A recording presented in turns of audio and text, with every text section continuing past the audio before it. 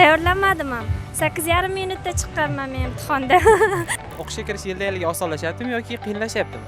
Menimcha qiyinlashyapti. Men o'zim eslayman, 3 yil oldin o'qishga kirayotgan paytimda, ya'ni 178-79 yaxshi ball edi, tim более tak grantga kirish uchun Osonlashib ketyapti, chunki sertifikat olish oson, o'yincha bo'lib ketgan bo'ldi.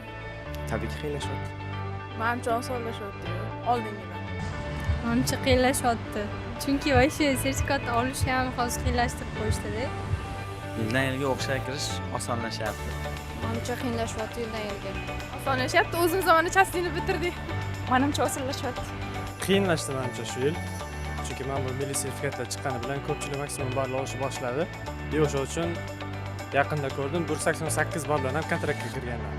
Men o'qishga kirmaganman davlat o'qishiga, lekin nasib harakati bor. Demak, siz kira olmasangiz qiyin. Yo'q, hali kira olganim yo'q. O'zi birinchi yil tayyorlanmadim ham. 8,5 minutda chiqqanman men imtihonda.